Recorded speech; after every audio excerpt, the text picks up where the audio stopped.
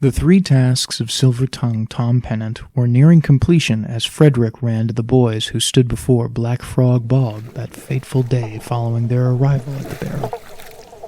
As his short, skinny legs carried him faster and faster away from the now seemingly evil Tom, Frederick finally reached a bit of safety when spotting the boys forming a chain to pull something out from the depths of the muck.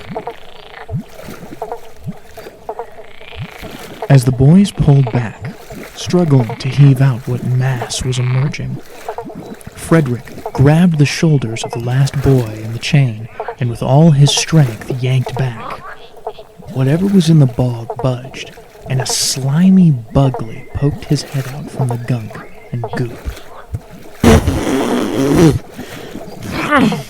Bugley spat out. Well, heave, boys, heave! With all their strength, the boys crept backward, and with a sudden release, Bugley and a swamp-covered creature were saved from the bog slime. The creature bleated. It's the goat, Frederick shouted with amazement. I got him by the horns, Bugley stated after catching his breath. Something stuck him, one of the boys said, noticing the hilt of a small knife sheathed into the goat. Poor thing. But who'd have done it? Bugley said. It was Tom. He nearly killed me, Frederick said to the boys, recalling the terrifying encounter he had just had with the barrel keeper.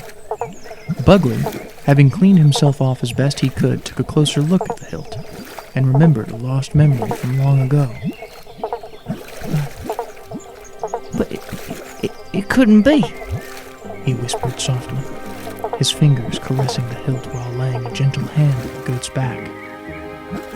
They were legends, is all. Myths. No. It can't be coincidence. He awed, staring intently at the craftsmanship of the weapon. Its markings and small red jewels could be only the work of a devilish blacksmith. It made him feel cold, and as he gazed at the blade, an evil shadow fell over him. You boys found the old fool's goat. And my blade. Give it here, pig. Or be stuck like the goat before me. An evil voice beckoned from behind the boys. Spinning wildly around, the group stopped in shocked amazement to see a war-clad specter in full naval drape, except the uniform was ghostly and torn, covered in what could only be assumed as blood and viscera. Frederick, take the goat to the captain. Run as fast as you can, Bugley shouted, pulling a sword from his belt. Frederick scrambled to carry the small goat as the rest of the boys began to pull weapons from the wrappings. Foolish pig. The bog will have ye. Your captain cannot save you now, the evil specter said, any sign of Tom they knew now having completely faded away. I've heard tale of you, Baron, Bugley began, his sword in position to defend himself, his footing now holding him in stance. Without your blade, you will not have me today.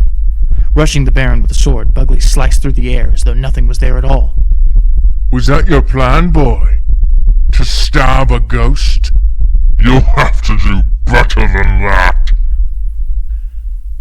After hiking through the beautiful nature the island of the Barrel had to offer, Captain Forley and his crew reached their destination, standing in front of a mammoth hole in the ground. Approaching the broken and decrepit stone wall that surrounded the hole, the crew looked down to discover a massive bucket, now in pieces, with an ancient-looking rope tied to a rusty metal handle. My. It's a giant well. A strange island this truly is. Among barrels and wells, we stand as the smallest, Captain Farley said, a much-needed smile making its way across his lips. The crew looked around, but knew the only way down would be the rickety wooden stairway that spiraled down the walls of the well, gaps in the planks that were still there. 2 of you stay behind and fetch some rope. I suspect we won't be using the stairs on the way out. The rest of you, fall in line. The first step of the stairway fell with an ominous and far-away sounding clunk as it hit the bottom. Steady as she goes. Keep your wits about you, the captain said, not so sure of what would happen next. The following stairs they all took very carefully, gently pushing down on each one to test its strength. Slowly they made their way down to the bottom, making sure not to lose their footing and suffer a terrible fate. Just as Farley took his final step on the bottom stair, a screech came from inside the tunnel that stood before him. And just as the screech bellowed, the last boy in line slipped from his stair and fell from the wall of the well. No! Farley cried out, running to try and catch the boy, but the luck of the crew, much like the water from the well, had run dry. Lifeless and bleeding from his nostrils, a young crew member by the name of Henry lay at the bottom of the well, staring up at the blue sky far above. Just as Captain Farley pulled 2 pieces of gold to set upon the eyes of the boy, a small cry made its way from the jungle, and the 2 boys who gathered the ropes saw a horrified Frederick running toward them with a goat in his arms. Captain! Captain, wait! Frederick called out, nearing the edge of the well at an alarming speed. Frederick, stop! One of the boys at the top shouted, throwing one of the ropes around the blindly running Frederick. What? Ah! And just as Frederick fell over the top of the wall and into the well, the rope tightened and stopped him and the goat from falling to their demise. Lower him down, lads! Captain Farley shouted from below. Master Frederick! What have you got there? It's Tom, sir. The goat is Tom? No! The barrel keeper. He's not really Tom. Or he isn't now. I don't know what he is. But he's turned into something terrible, and he's attacked me and the rest of the crew. That'll do, Master Frederick. But what of this goat? Look! And as Frederick turned the goat around, the hilt of a blade shined in the light, and each jewel reflected a deep red into the eyes of the crew below. It can't be. Give it here, boy. Quickly. Farley shouted to Frederick as the boy reached the ground. Carefully pulling the blade from the goat, Farley then ripped cloth from his wrappings to tighten a tourniquet around the poor creature. As he held the blade in his hands, another screech echoed through the tunnel beside the crew, and a shudder was sent down the spines of all those present. This is the blade of the... And just as Farley began to speak, a blood-curdling laugh came from above. Captain! I see you found my blade. I'll be down shortly. The ghost shouted down from the top. Run! Farley commanded the crew. The boys ran through the tunnel, thinking of both the evils that would meet them there in the depths of the well. To their front, an unknown screeching specter, and behind them, an apparition of evil. Running on and on, the light faded in and out. Small cracks made their way to the surface, letting in beams of light in the tunnels ahead. Suddenly, the tunnel gave way and opened to a large cave. Divinely hidden away, the cave was filled with gold and jewels. A silence fell over the crew as they stood in awe of the treasure. By the depths of the great seas, is this the treasure I seek? Farley whispered to himself. It be another, Captain, A familiar voice said, sounding close to the group. Show yourself. My crew is young, but fierce, and I will strike thee down with this, the blade of the... Ah, yes, the blade of the bloodthirst Baron. I know, Captain, the voice said, Creeping out from the shadows of the room, the specter, now floating in the light, reveals itself to be none other than Silver-Tongued Tom Pennant. Thank ye for coming, but it seems to be for naught, I'm afraid. Tom? Farley said back to the ghost. Ah, I see you've met me. Well, nearly me, I should say. Terrible tricks that Baron plays.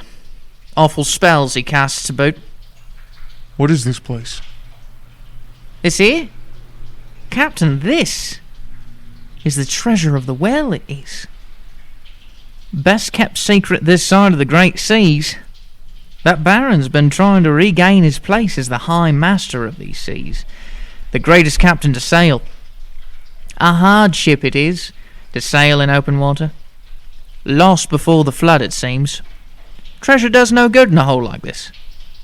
As the specter of Silver-Tongued Tom Pennant told the tale of the lost treasure, a wailing moan came from behind the Shiner's crew at the other side of the tunnel. Hide, lads. All of you. The Baron is mine. The captain ordered quietly. Suddenly, harsh and horrifying steps could be heard coming from a tunnel, slowly making their way to the cave. Frederick, hiding at the far corner of the cave in a small opening, could only imagine what the Baron had done to his friend Bugley. As the crew hid with their captain and the ghost of Tom in position, an evil song came from the tunnel. Shiner's crew, damned they be. Treasure found but lost on me. Down the well and through the keep. A barrel they saw on an island deep. The souls of theirs the Baron may be.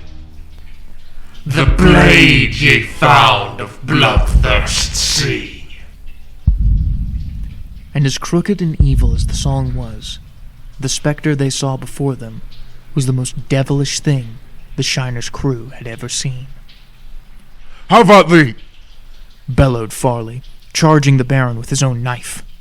Ah! The Baron wailed, dodging his knife as though he was most afraid of it, and not Farley. The captain, being a most intuitive man, caught that fear in the Baron's eyes, and knew that the fear could not have been because of his lunge alone. Tom cried out from across the cave. His blade, Captain! He can't take a blow from his own blade! No! The Baron wailed, and with a last-ditch effort he gripped his hands around his ghostly belt to throw around his blade, hoping to snatch it away. As the belt hit Farley's hand, the blade flew from his grasp and landed somewhere in the mounds of treasure. You pitiful fool! The Baron cackled, grabbing Farley by the throat and lifting him off the ground. The bloodthirst Baron will have your souls. I will devour your crew and save ye for last. And just as the Baron spat out his evil words, a small boy crept from behind a mound of gold with both hands around the hilt of the blade and stabbed the Baron in the chest with his own.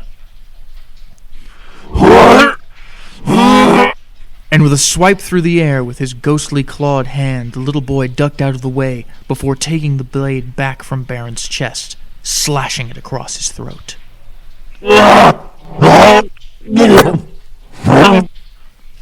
And the bloodthirst Baron was gone, killed by the smallest boy of the Shiner's crew, Frederick. Thank you, lad, said Farley, ruffling the hair of the young boy. Where be my first mate? Where's Master Bugley? I'm afraid he... And just as Frederick was about to deliver news of Bugley's demise, a voice came from the top of the well. Captain! I think we may need to renegotiate the terms of my promotion. Shouted down a much underappreciated Bartholomew Bugley, first mate of the Shiner.